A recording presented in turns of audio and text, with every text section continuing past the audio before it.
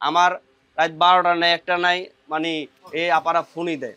আমি ওই যে মায়া গো দুঃখ ওই পাশে 2 দোকান সাইড আমি ভিতরে এসে পড়ছি। ওই যে ওদের সাথে আলাপ করতে করতে আমার জানছে মাথা নষ্ট হয়ে যায়। মায়ের আয়া খালি খাজির আলাপ, ভাই এটা কেমনে বানামু, এটা ব্যবসা কেমনে করবো, ওইটা ব্যবসা কেমনে করবো। আরে ভাই এত কিছু বুঝার তো আমি, আমার লস। আমার 10টা কারিগর আছে পিছনে, আমি যদি আমার দোকানে বসে থাকি আমার লাভ। ছবি আপনার দেখা, এই সাপটা দিছে আপায় বানাইতে। ভাই এই সাপ কিন্তু কামড় দেয় না, গহনা, বুঝছেন? এই সাপ দিছে আপায় বানাইতে, গলায় লকেট পড়বে। আমি এটা নিজে নিজে হাসতেছি, আপায় পাগল না কি, সাপ আবার পরে কেমনে। আমি বাংলাদেশের নায়িকা মাহিয়া মাহির গহনা বানাইছি, বিয়ের প্রথম বিয়ের গহনা বানাইছি আমি আমার হাত দিয়ে। চাঁদনি চক রোকেয়া জুয়েলার্সে রূপার কাজ করতাম, ওই সময় অর্ডার রাখছিল। আমার দোকানে আইসা রয়েছে ওই যে বকুলপুর নাটকের নায়ক আর নায়িকা, আমি চিনতে পারি নাই। নায়ক নায়িকার আইসা মানে আমার কিছু ডিজাইন দেখা ওরা আজব হয়ে যায়, তাজ্জব, মানে কি করব, কোনটা নিয়ে কোনটা নিব, হ্যাঁ দিশা অদিশ হয়ে যায়। পারলে সবই নিয়ে যাইতো। বাংলাদেশের সেরা শিল্পী আমার এখানে বসে, বয়স হয়েছে না, আমি তো চিনতে পারি না। পরে একজন বলতেছে, এই লোক চিনস না, রফিকুল ইসলাম সারেদি, বিখ্যাত গায়ক। পরে কেন মালা সেলফি তোলার জন্য পাগল হয়ে গেছে, কি মাল বানাম। আমার দোকানে যেন গাড়ি নিয়ে এসে বসে থাকে ম্যাডামেরা, আমার কাছে একটা গর্ব লাগে, মানে নিজেটা নিজে গর্ব করা বলে চলে না। আমার কাছে এত দামি নামি দামি লোক এসে বসে থাকে 2-3 ঘন্টা সময়, নায়ক নায়িকার থেকে শুরু করে, মানে ইঞ্জিনিয়ার বা গাড়ি, ওর একটা গাড়ির দাম আছে 30 লাখ 40 লাখ টাকার গাড়ি, আমার দোকানের সামনে রাইখা 2-3 ঘন্টা বসে থাকে। এই ভাঙা দোকানে বসতে দেওয়ার চেয়ার দিতে পারি না। ওই যে আমার দোকানে লোক যাইতে 10 বার উঠে বাইরে যায়, উপরে দাঁড়ায় সাইড দিতে হয়। আমার দোকান থেকে অনেক উদ্যোক্তা, আমি নিজের পেজই বন্ধ করে লেছি। আমারও পেজ ছিল আমার, কিন্তু ওই যে পেজের নামে দোকান। আমি কি বলবো, আমি যে আমার পেজে আমি নক দিমু, আমার সময় দিমু, অ্যাকসেপ্ট করবো, আমারও সময় নাই। এই যে আমি একটা ডিজাইন তৈরি করছি, আমার দোকানের কারিগররা নাম দিছে কি স্বামী মারার অস্ত্র, ঠিক আছে? আমি নাম দিচ্ছি এই একটা গহনা, মানে হাসুলি। এই যে এটা হচ্ছে মানে অরিজিনাল হাসুলি, ঠিক আছে?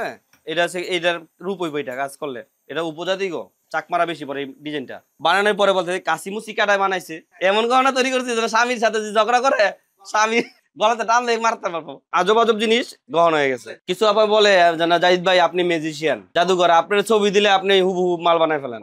আপায় ছবি দিছে মাছ, মানে লকেট, মানে সেম ইলিশ মাছ। এমন একটা যুগে আসছি ভাই, মানে মাছ বানিয়ে মানুষ এখন গলায় পড়ে কিন্তু খেতে পারে না, সাধ্য নাই।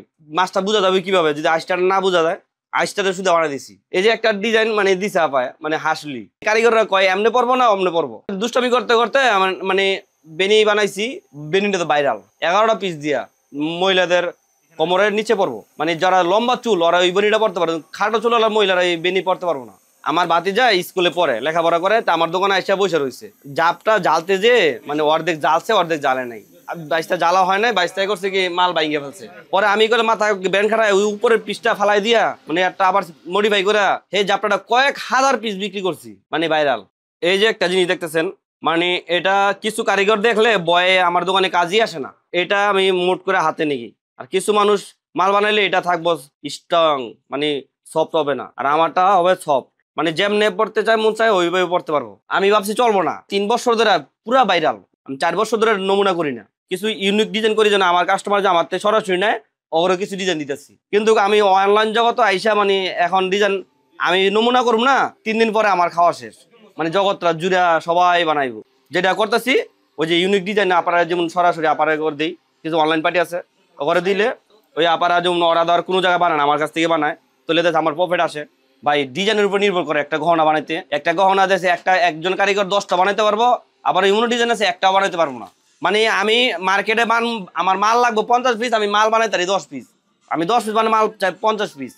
তো এই আমার যেমন 8-10 জন কারিগর আছে, মানে ওরা অস্থির হয়ে যায়। মেশিনের মাল তো যেমন আমাদের মালটা কিছু খাইছে মেশিনে, হাজার হাজার কারিগর বসায় এখন কিসের জন্য? এই যে মেশিনের মালের জন্য। মেশিনের মাল আসার আগে আমাদের মালের একটা চাহিদা ছিল, ডিসেম্বর জানুয়ারি ফেব্রুয়ারি 3 মাস 4 মাস মানে ভরপুর ব্যবসা। বাজারে একটা পাশাও রাখতে পারি নাই, বিক্রি হয়ে যেত, বাগুরটা বাজারে দোকানের খালি হয়ে যেত। আর আমরা এখন রেডিমেড মাল উঠাতে ভয় পাই।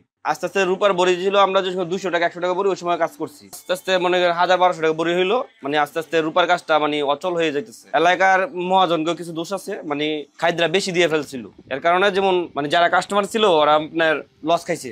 মানে মার্কেট থেকে কিনে নিয়ে মানে কিনছে 1200 টাকা বড়ি, ওটা বিক্রির সময় যায় বিক্রি করতে হচ্ছে 400 টাকা বড়ি, তাহলে অনেক লস না? এখন আবার ওই রূপারটাই আবার এখন আবার টন্স বাড়িছে। এখন আগে যেমন এই সব এগুলা সব রূপার তৈরি হইতো, তো এখন রূপা না, এখন রূপা শুধু পায়েল বেঙ্গেল, যেটা না হইলে নয়। নূপুর, এটার রহস্য কি জানেন? চলাফেরা করতেছি স্বামী কানে যেন শব্দটা যায়, এর জন্য ওরা পায়েল নুপুরটা পড়তে অভ্যস্ত, যেন আমি পায়েল নুপুর পড়লে যেন স্বামী আমার নিয়েই ভাবে, ঘুরপাক খায়, আমার নিয়ে চিন্তা ছাড়া অন্য কোনো চিন্তাই যেন না করে।